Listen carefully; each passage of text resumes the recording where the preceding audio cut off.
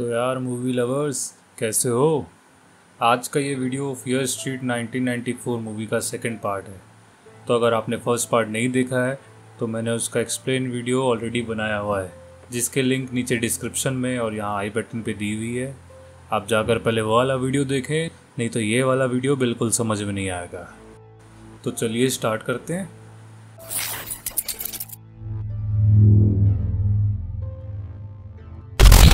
जैसा कि हमने पहले पार्ट के एंड में देखा था, डीना ने सैम को बांध दिया था ताकि वो किसी को नुकसान ना पहुंचा सके।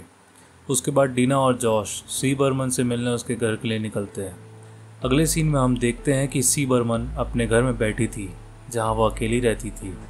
उसके टेबल पर एक नोट था जिसमें लिखा था इट्स हैपनिंग अगेन। यह वही नोट था जो ऑफिसर गुड ने पहले पार्ट में किसी के घर के अंदर डाला था। बर्मन का घर देखने पर पता चलता है कि वो उस घर में एकदम टाइट सिक्योरिटी में रहती थी और उसके घर में बहुत सी अलार्म क्लॉक्स भी थी जिसमें हर कुछ देर में अलार्म्स बजते थे और उसी के अकॉर्डिंग वो अपने सारे काम करती थी। बर्मन को ऐसे देखकर हम यह समझ सकते हैं कि वो यहाँ किसी चीज़ से डरकर दहशत में रह रही थी, क्योंकि उससे घर से निकले हुए पूरे 5936 दिन हो चुके थे। डिनर करने के बाद बर्मन अपने घर के सारे लॉक्स लगाने लगती है। तभी उसके कुत्ते के भौंकने के कारण वो एक विंडो ठीक से बंद नहीं कर पाती। थोड़ी देर बाद जब बर्मन सो रही थी तब कोई उसके घर में घुसने की कोशिश करता है। वह उन्हें पकड़ के मारने ही वाली थी कि वो देखती है कि वो लोग जॉश और डीना थे, जो अपने साथ सैम को भी लेकर आए थे गाड़ी की डिक्की में डालकर। सैम को देखकर बर्मन एकदम दहशत में आ जाती है। डीना बर्मन से बहुत रिक्वेस्ट करती है कि वो उन लोगों की मदद करे, लेकिन बर्मन पहले से ही इतनी डरे होने के कारण उन्हें मना करके जाने लगती है। पर फिर डीना अपनी इमोशनल बातों से बर्मन को मना ही लेती है। उसके बाद वो लोग अंदर जाकर सैम को बाथरूम में बांध देते हैं। बर्मन एक डायरी लेकर बाहर आती है जिसमें सारा फियर की सारी डिटेल्स और बर्मन और उसकी सिस्टर की 1978 की कैंपिंग की यादें थी, और फिर वो अपनी स्टोरी बताना स्टार्ट करती है। सीन फ्लैशबैक में जाता है जहाँ डेट थी 19 जुलाई 1978। यहाँ हम इंट्रोड्यूस होते हैं जिगी बर्मन से। जिगी भाग रही थी क्योंकि उसके पीछे सनीवेल के कुछ स्टूडेंट्स पड़े थे। उन लोगों ने जिगी को पकड़ लिया क्योंकि उनके मुताबिक जिगी ने शीला नाम की एक लड़की के पैसे चुराए थे। सनीवेल के स्टूडेंट्स जिगी को परेशान करते हैं और उसी पेड़ से बांध देते हैं जिस पेड़ पर सारा फियर को फांसी दी गई थी। सनीवेल के स्टूडेंट्स जिगी को यह बोल के भी परेशान कर रहे थे कि वह सारा फियर के वश में है। शीला जिगी को टॉर्चर करते हुए लाइटर से उसका हाथ भी जला देती है। तभी वहाँ एंट्री होती है कैंप की काउंसलर निक गुड और कर्ट की। गुड सुनकर दिमाग में कुछ आया ना, ये निक गुड वही पहले पार्ट का पुलिस ऑफिसर गुड है। पैसे चोरी के इल्ज़ाम में कर्ट जिगी को सस्पेंड करने वाला था, पर निक उसे यह बोल के रोक लेता है कि वो सबको जाकर यह बता देगी कि उसका हाथ कैसे जला। वहाँ से निकलने के बाद हम देखते हैं कि निक जिगी से दोस्ती बढ़ाने का ट्राई कर रहा है, पर जिगी उससे भाव नहीं देती और वहाँ से चली जाती है। नेक्स्ट सीन में हमें कैंप विंग दिखाया जाता है जहाँ शेडी साइड और सनीवेल के स्कूल स्टूडेंट्स आए हुए थे। यहाँ बहुत सी एक्टिविटीज़ और गेम्स भी हो रहे थे। ओवरऑल देखा जाए तो एक जगह काफ़ी चिलिंग और कूल थी। सीन चेंज होता है और हम इंट्रोड्यूस होते हैं कपल सिंडी और टॉमी से। सिंडी जिगी की बहन थी और टॉमी कैंप काउंसलर था। दोनों आउट हाउस के एक टॉयलेट की सफाई कर रहे थे। सफाई के दौरान सिंडी को एक अजीब सी फंगस जैसी चीज़ दिखती है जो कि बहुत साफ करने पर भी साफ नहीं हो रही थी। फिर वो दोनों सिंडी की एक फ्रेंड को ढूंढने कैंप में चले जाते हैं जहाँ सिंडी की फ्रेंड एलिस और उसका बॉयफ्रेंड आर्नी मिलते हैं जो माल फूंक के मज़े कर रहे थे। नेक्स्ट सीन में हम जिगी को देखते हैं जो नर्स लेन के पास अपनी जली हुई स्किन का इलाज कराने गई थी। नर्स लेन सुनकर भी दिमाग की घंटी बजी ना। हाँ, यह नर्स लेन वही फर्स्ट पार्ट वाली रूबी लेन की माँ है। इलाज कराते टाइम नर्स लेन की बातों से पता चलता है कि वह सारा फियर से काफ़ी ऑब्सेस थी। उन्हें लगता था कि उनकी बेटी एक बहुत प्यारी लड़की थी जो सिंगर बनना चाहती थी। वो किसी को मार नहीं सकती थी। उस दिन उसने सारा फियर के वश में आकर 7 लोगों को जान से मारा था, लेकिन नर्स लेन की बातों का कोई यकीन नहीं करता था, इसलिए वह सारा फियर के बारे में रिसर्च कर रही थी। उनके हाथ में वही डायरी थी जो हमने मूवी के स्टार्ट में बर्मन के हाथ में देखी थी। तभी वहाँ सिंडी आ जाती है। दोनों बहनों की बातों से पता चलता है कि उन दोनों में ज़्यादा बनती नहीं। दरअसल सिंडी अपनी घिसी पटी सीडी साइडर वाली लाइफ से आज़ादी चाहती थी। उसे भी सनीवेल के लोगों के जैसे अच्छे घरों में रहना था, अच्छे कपड़े पहनना था, एक अच्छी लाइफ चाहती थी जिसमें किसी चीज़ की कोई कमी ना हो। और जिगी उसके बिल्कुल अपोजिट थी। वह इस सच को एक्सेप्ट करती थी कि वह शेडी साइडर है और उसकी लाइफ भी बाकी शेडी साइडर के जैसे दुखी और घिसी पिटी ही रहने वाली है। सीन चेंज होकर मैस हॉल में शिफ्ट होता है, जहाँ सिंडी और टॉमी हॉल को साफ कर रहे थे। तभी वहाँ नर्स लेन आ जाती है। वो टॉमी से कहती है कि मैं तुम्हें बचा नहीं सकती क्योंकि मैंने तुम्हारा नाम दीवार पर देखा, ऐसे नहीं तो वैसे तुमको आज मरना ही है। और यह बोल के वो टॉमी पर चाकू से हमला कर देती है। टॉमी अपने आप को बचा लेता है पर उसके सर पर चोट आ जाती है। नर्स लेन को वहाँ से हॉस्पिटल ले जाते हैं। सब यही सोच रहे थे कि रूबी लेन ने पागल होकर जैसे लोगों को मारा था, वैसे ही उसकी माँ पागल होकर टॉमी को मारने वाली थी, लेकिन जिगी को ऐसा नहीं लगता था। कैंप में हर तरफ बातें हो रही थी। कोई बोल रहा था कि नर्स लेन पागल हो गई थी और कोई ये बोल रहा था कि सारा फियर के वश में आकर उन्होंने ऐसा किया, लेकिन सिंडी का मानना था कि नर्स लेन डिप्रेस थी और दवाइयाँ उनके पास होने के कारण वो ड्रग्स ले रही होगी। उसी शाम कैंप में एक गेम था जो कि दोनों टीम्स के बीच में था, जहां हम देखते हैं कि सनीवेल के स्टूडेंट काफ़ी कॉन्फिडेंट थे कि वही जीतेंगे और वहीं शेडी साइडर्स हताश थे। जहां जिगी की बात सही होने का प्रूफ भी मिलता है कि शेडी साइडर खुद को अनलकी और अनवर्दी समझते थे। शाम को गेम स्टार्ट हो जाता है। उसके बाद सिंडी टॉमी को लेकर नर्स लेन की कंडीशन इन्वेस्टिगेट करने उनके क्लिनिक पहुंच जाती है। वहां सिंडी को एक दवाई की बोतल मिलती है जो आधी खाली थी। वह उसे ड्रग्स समझकर रख लेती है, जो कि वह बाद में पुलिस को देगी। तभी टॉमी को नर्स लेन की वो डायरी मिल जाती है जिसमें लिखा था सारा फियर ने अमर होने के लिए शैतान के पत्थर पर अपने हाथ की बलि चढ़ा दी थी। डायन के हाथ ने नीचे की जमीन को अपवित्र कर दिया और ऊपर की जमीन पर मनुष्यत फैला दी। तभी अचानक खिड़की के कांच टूटने की आवाज़ आती है और एलिस और आर्नी भी वहां पहुंच जाते हैं और वो देखते हैं कि वो सिर्फ एक डायरी नहीं बल्कि एक मैप भी था जो नर्स लेन ने बहुत रिसर्च करके बनाया था। मैप देखकर हमें बहुत कुछ पता चलता है, जैसे कि यह कैंप वही बना हुआ था जहां 1666 में यूनियन यानी कि बस्ती थी, मतलब कि शेडी साइड और सनीवेल के अलग होने के पहले की जगह। मैप पर एक जगह सारा फियर भी लिखा हुआ था और उसके पास बहुत सारे एक्स बने थे जिनका क्या मतलब था यह किसी को समझ नहीं आ रहा था। तभी अपनी मस्ती में मस्त एलिस और आर्नी मैप लेकर सारा फियर की लोकेशन देखने चले जाते हैं और ना चाहते हुए भी सिंडी और टॉमी को उनके साथ जाना पड़ता है। जाते जाते एलिस और आर्नी नर्स लेन की वह दवा जो सिंडी को मिली थी वो ये सोच के खा लेते हैं कि वो ड्रग्स होंगी। और अब हम ये भी देखते हैं कि टॉमी को अजीब सी आवाज़ें आने लगी थी, जैसा कि फर्स्ट पार्ट में रायन और सैम को आने लगी थी। वहीं दूसरी तरफ जिगी अपने रूम में थी जहां शीला और उसके दोस्तों ने जिगी के लिए बहुत गंदी गालियां लिख दी थी। तभी वहां निक आ जाता है। असल में जिगी वहां शीला से बदला लेने का प्लान बना रही थी, तो निक बोलता है कि वह बदला लेने में जिगी की मदद करेगा। यहाँ निक की बातें सुनकर ऐसा लगता है कि शायद उसे जिगी पसंद है, तभी वह उसके आसपास भटकता रहता है। तभी सीन सिंडी और फ्रेंड्स पर शिफ्ट होता है। वो लोग वहाँ उस एक्स वाली प्लेस में पहुँच गए थे जहाँ बहुत सारी कब्रें खोदी हुई थी, जिसका मतलब यह था कि नर्स लेन सारा फियर के हाथ की तलाश में थी ताकि वह उस श्राप को खत्म कर सके। तभी उन चारों को वहाँ सारा फियर का घर मिल जाता है जहाँ बहुत सी पुरानी चीज़ें रखी थी। उस घर में उन्हें एक गुफा जैसी जगह भी मिलती है जहाँ वो डायन वाला मार्क था जैसा नर्स लेन की डायरी में था। तभी कैमरा टॉमी पर शिफ्ट होता है और दिखाता है कि टॉमी के पास मक्खियाँ मंडराने लगी थी और उसे देखकर हमें पता चल जाता है कि वो भी रायन और सैम के जैसे डायन के वश में आकर एक किलर बन चुका है। अच्छा, तो इसका मतलब नर्स लेन जो बोल रही थी कि ऐसे नहीं तो वैसे टॉमी मरने वाला है, उसका ये मतलब था। नाइस।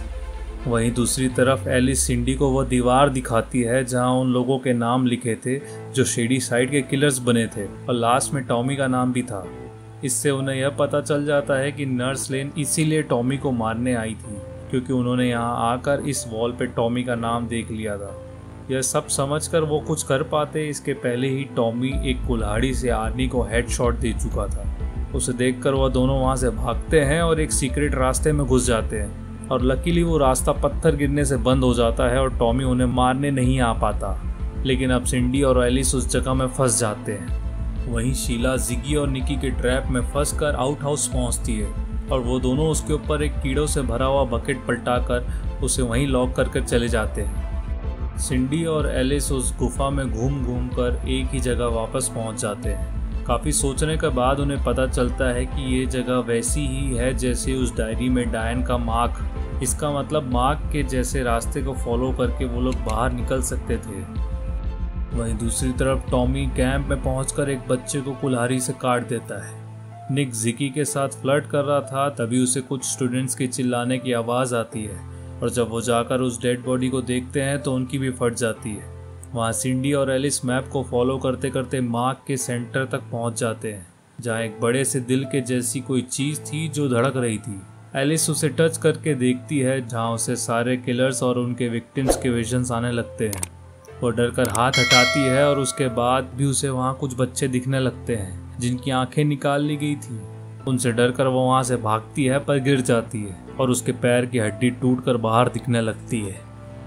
वहीं कैंप में निक सभी स्टूडेंट्स को सेफ रखने के लिए एक हॉल में रहने बोलता है और बाकी स्टूडेंट्स को ढूंढने चाहता है। उसके जाने के बाद जिकी को याद आता है कि शीला तो वहीं आउट हाउस में है और उसकी जान को खतरा हो सकता है, इसलिए वह शीला को बचाने जाती है।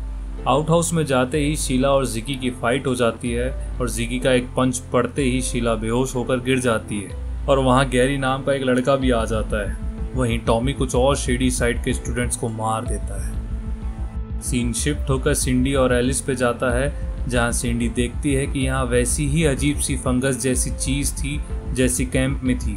इसका मतलब वो लोग कैंप के पास ही थे। थोड़ा आगे जाने पर वो लोग आउट हाउस के नीचे पहुँच जाते हैं, जहाँ उन्हें जिगी की आवाज़ आती है। जिगी और गैरी एलिस को रस्सी से ऊपर खींच रहे थे, तभी वहाँ टॉमी आ जाता है और गैरी को मारकर उसकी गर्दन अलग कर देता है, जिसके कारण एलिस और गैरी का बिना सिर की बॉडी भी नीचे गिर जाती है। वहीं दूसरी तरफ निक को और बॉडीज मिलती है और कर्ट भी आकर बताता है कि उसने भी बहुत बॉडीज देखी है। तभी निक कर्ट को सारे स्टूडेंट्स को बस में भरकर कैंप से बाहर ले जाने बोलता है। वहीं आउट हाउस में गैरी का सर काटने के बाद टॉमी जिगी के पीछे आता है और वो वहाँ से भागती है। बाहर आने पर जिगी को निक मिल जाता है। वो दोनों भागकर एक घर में छुप जाते हैं, पर टॉमी उसे ढूंढ लेता है। टॉमी जैसे ही जिगी को मारने वाला था, तभी निक बीच में आ जाता है, जिससे कुल्हाड़ी उसके पैर में लग जाती है। जिगी वहाँ से भागती है और टॉमी निक को छोड़कर जिगी को मारने भागता है। जिगी जैसे ही बाहर आती है, बस उसके सामने से निकल जाती है। बेचारी जिगी। सीन शिफ्ट होकर सिंडी और एलिस पे जाता है, जहाँ एलिस ने मैप में एक और रास्ता ढूंढ लिया था जो सीधा मैस हॉल पे कनेक्ट होता था। वो सिंडी को जाने बोलती है क्योंकि पैर टूटे होने के कारण एलिस जल्दी नहीं चल सकती और सिंडी वहाँ से चली जाती है। सिंडी के जाने के बाद एलिस की नोज ब्लीड करने लगती है और उसे याद आता है कि इसके बारे में डायरी में लिखा था।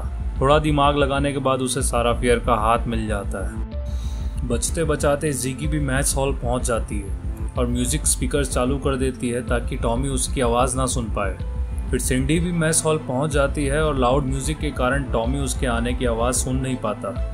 जिगी छुपकर टॉमी पर हमला करने वाली थी, पर म्यूजिक अपने आप बंद हो जाता है और टॉमी उसे देख लेता है, लेकिन फिर भी जिगी उसे चाकू से मारती है। टॉमी जिगी को पकड़कर उसका गला दबाने लगता है। अपने सेल्फ डिफेंस में जिगी टॉमी के मुंह को एक अनाज के बोरे से ढक देती है, जिससे टॉमी को उसका आइकॉनिक डेडली लुक मिल जाता है। टॉमी जिगी को मारने ही वाला था, तभी सिंडी आकर टॉमी को बार बार चाकू से स्टैब करके उसे मार देती है और फाइनली जिगी और सिंडी चैन की सांस लेते हैं।